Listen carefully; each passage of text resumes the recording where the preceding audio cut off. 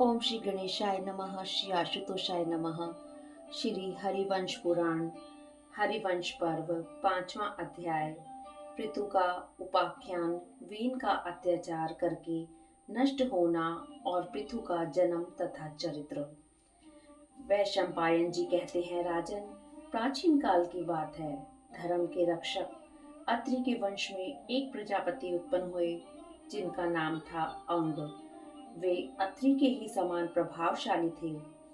उनका पुत्र वेन हुआ, परंतु उसे धर्म के रहस्य का पता न था। वह राजा वेन मृत्यु की पुत्री सुनीता के गर्भ से उत्पन्न हुआ था। काल की पुत्री सुनीता का पुत्र वह वेन नाना के दोष से अपने धर्म की उपेक्षा कर काम के कारण लोभ में फंस गया।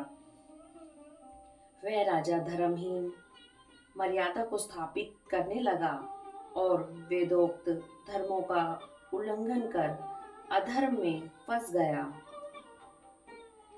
वह राजा धर्महीन मर्यादा को स्थापित करने लगा और अधर्म में फंस गया। उस राजा के शासन काल में देवता लोग उनकी तृप्ति के लिए किए जाने वाले सब अध्याय और वषटकार से वंचित हो गए थे। इसलिए अपने उद्देश्य से अर्पित तथा यज्ञ कुंडों में होमे गए सोम का भी वे पान नहीं करते थे। उसका विनाश काल समीप आ गया था। अतः उस प्रजापति ने यह क्रूर प्रतिज्ञा घोषित की कि मेरे राज्य में कोई यज्ञ और हवन ना करे। कुरुश्रेष्ठ वह कहता था कि मैं ही यज्ञों द्वारा आराध्य और मैं ही यज्ञ करने वाला हूँ तथा यज्ञ भी मैं ही हूँ। मेरे लिए ही यज्ञ और हवन करना चाहिए। जब वह इस प्रकार मर्यादा को तोड़ने लगा और अनुचित रूप से सब कुछ लूटने लगा, तब तो मरीचि आदि बड़े बड़े ऋषि थे। उन्होंने उससे कहा, हम बहुत वर्षों से पूर्ण होने वाली दीक्षा में प्रवेश करेंगे। वेन, अब तुम अधर्म ना करो, क्योंकि यह सनातन धर्म नहीं है। निसंदेह तुम इस वंश में प्रजापति के रूप में उत्पन्न हुए हो और तुमने प्रतिज्ञा की थी कि मैं प्रजा का पालन करूंगा। जब महर्षि इस प्रकार कह रहे थे, उस समय अनर्थ को अपनाने वाले दुर्बुद्धि वेन ने हंसकर उन लोगों से ये बातें कही। वैन ने कहा, धर्म का रचने वाला मेरे सिवा और कौन है? मैं किसकी बात सुनूं? इस पृथ्वी पर वेद, वीर्य, तप और सत्य में मेरे समान दूसरा कौन है? आप लोग मूर्ख हैं और अचेत हो रहे हैं। अतः सब भूतों के और विशेषतः धर्मों के उत्पत्ति स्थान मुझ वैन को नहीं जानते। मैं चाहूं तो पृथ्वी को भस्म कर दूं अथवा इसको जल में डुबो दूं और पृथ्वी तथा आकाश को भी अपने तेज से ढक दूं। इसमें विचार करने की कोई बात नहीं है। गर्व और मोह के वश में पड़े हुए उस राजा वेन को जब वे ऋषि अधर्म करने से ना रोक सके, तब वे क्रोध में भर गए। फिर तो वे महात्मा उस उछल कूद मचाते हुए महाबली राजा को बलपूर्वक पकड़कर क्रोध में भर उसकी दाहिनी जांघ को मथने लगे। राजा की उस जंघा के मथे जाने पर उसमें से बहुत ठिगना और बहुत ही काला एक पुरुष निकला। जन्मजय वह डरा हुआ था, अतः हाथ जोड़कर खड़ा हो गया। तब अग्नि ने उसे भय से विहल देखकर उससे कहा, निषद बैठ जा। वक्ताओं में श्रेष्ठ जन्मजय वह निषादों के वंश का चलाने वाला हुआ और उसने धीवरों को जन्म दिया। वे सभी वैन के पाप से उत्पन्न हुए थे।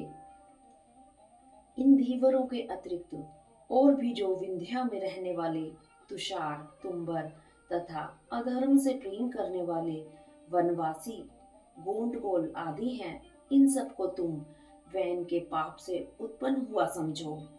तदंतर वे क्रोध में भरे हुए महात्मा महर्षि वेन के दाहिने हाथ को अग्नि के समान मथने लगे। तब उस हाथ से अग्नि के समान पृथु उत्पन्न हुए। वे अपने शरीर से साक्षात प्रज्वलित अग्नि के समान प्रकाशित हो रहे थे।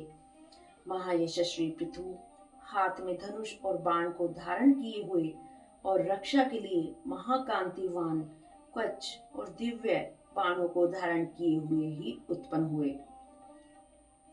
वे हाथ में महान शब्द करने वाले प्राचीन आग आजगव नामक धनुष को धारण किए हुए थे।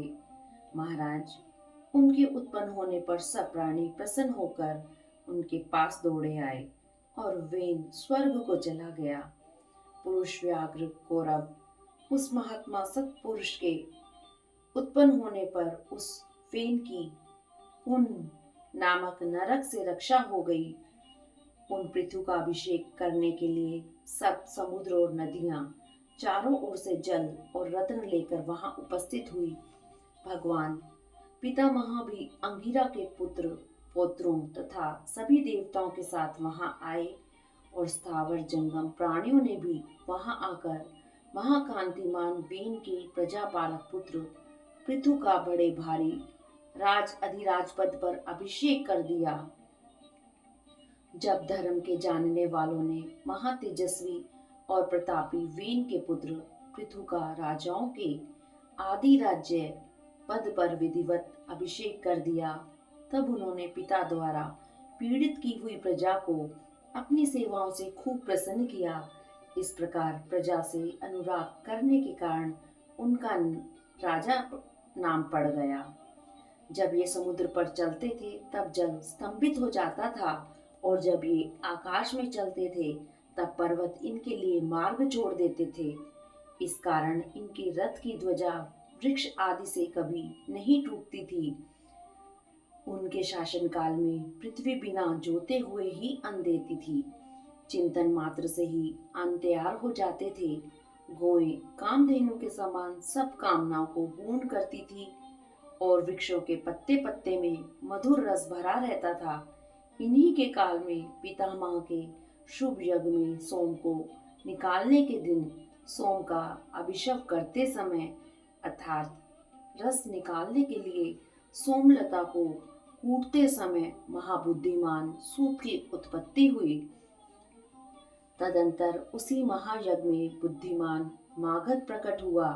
देवता और ऋषियों ने पृथु की स्तुति करने के लिए उन दोनों का वहां आह्वान किया था। सब ऋषियों ने उन दोनों से कहा कि तुम दोनों इस पृथ्वीपति की स्तुति करो, यह कर्म तुम्हारे अनुरूप है और ये राजा भी स्तुति के पात्र हैं।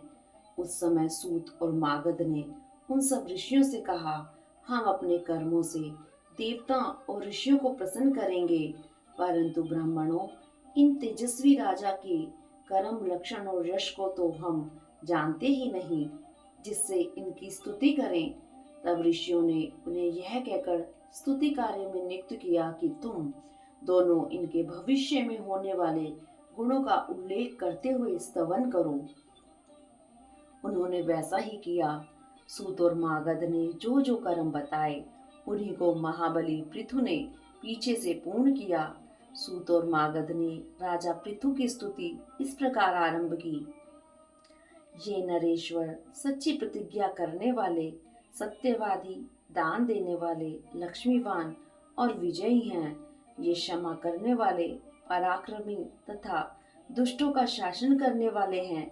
ये धर्मज्ञ, कृतज्ञ, दयावान और प्रिय भाषण करने वाले हैं। ये माननीय और दूसरों का मान करने वाले हैं। यज्ञ करने वाले, ब्राह्मण भक्त तथा सत्य प्रतिज्ञ हैं। ये राजा क्षम संपन्न, शांत, कार्य तत्पर तथा अपने व्यवहार में संलग्न रहने वाले हैं। जन्मेजय उसी समय से लोगों में स्तुति के अवसरों पर सूत, मागध और बंदियों के द्वारा आशीर्वाद दिलाने की प्रथा प्रचलित हुई। प्रजाओं के ईश्वर पृथु ने उन दोनों के इन स्रोतों से प्रसन्न होकर सूत को अनुपदेश और मागध को मगध देश दे दिया। उसे देखकर महर्षि परम प्रसन्न हुए और उन्होंने प्रजाओं से कहा, ये जनेश्वर राजा तुम्हें वृत्ति आजीविका देने वाले होंगे। महाराज, महर्षियों के ऐसा कहने पर प्रजा वेन पुत्र राजा पृथु के पास दौड़ दौड़ कर आने और कहने लगी कि आप हमारी वृत्ति का प्रबंध कीजिए। जब राजा उनके पास जब प्रजा उनके पास इस प्रकार दौड़ आई, तब वे महाबली नरेश प्रजा का हित करने की इच्छा से अपने धनुष को बाण लेकर पृथ्वी को लक्ष्य करके दौड़े। तब तो पृथ्वी वेन कुमार पृथु के भय से त्रस्त हो गो का रूप धारण कर भागने लगी। पृथु भी धनुष लेकर उस भागती हुई पृथ्वी के पीछे दौड़ने लगे। पृथ्वी राजा पृथु के भय से ब्रह्मलोक आदि लोकों में गई, परंतु उसने सर्वत्र ही वेन पुत्र पृथु को हाथ में धनुष बाण धारण किए अपने सामने खड़ा हुआ देखा। अपनी मर्यादा से कभी च्युत न होने वाले पृथु प्रज्वलित तीखे बाणों द्वारा और भी तेज से उद्भासित हो रहे थे। वे महान योग बल से संपन्न महात्मा नरेश देवताओं के लिए भी दुर्धर्ष थे। जब पृथ्वी को कहीं भी शरण न मिली, तब वह पृथु की ही शरण में पहुंची और तीनों लोगों की सदा से पूजनीय पृथ्वी दोनों हाथ जोड़कर वीन पुत्र पृथु से कहने लगी, आपको स्त्रीवध रूप अधर्म का काम करना उचित नहीं है। राजन, पहले आप यह तो सोचिए कि मेरे बिना इन प्रजाओं को कहाँ स्थापित करेंगे। राजन, ये सब लोग मुझ पर ही स्थित हैं, मैं ही इस जगत को धारण कर रही हूँ। अतः भूपाल, आप इस बात को जान रखें कि मेरा विनाश होने पर ये सब प्रजा भी नष्ट हो जाएगी। पृथ्वीपाल, यदि आप प्रजा का कल्याण करना चाहते हैं तो आपको मेरा वध करना उचित नहीं है। साथ ही आप मेरी इस बात को भी सुनिए, प्राय सब कार्य ठीक उपाय से आरंभ किए जाने पर ही सिद्ध होते हैं। अतः राजन, उस उपाय का विचार कीजिए जिससे कि आप प्रजा का पालन कर सकें। राजन, आप मेरा वध करके भी प्रजा का पालन एवं धारण न कर सकेंगे। अतः महादूते, आप अपने क्रोध को शांत करो, मैं आपकी आज्ञा का पालन करूंगी। भूपाल, तिर्यक योनि के प्राणियों में भी स्त्रियों को अवध्य कहा है, अतः आप धर्म का परित्याग न करें। ऐसे ही और बहुत से अनुनय विनय के वाक्यों को सुनकर धर्मात्मा और उदार मन वाले राजा पृथु अपने क्रोध को रोककर वसुधा से इस प्रकार बोले। इस प्रकार श्री महाभारत खिल भाग हरिवंश के अंतर्गत हरिवंश पर्व में पृथु का उपाख्यान विषयक 5वां अध्याय पूरा हुआ। हरिओम तत्सत।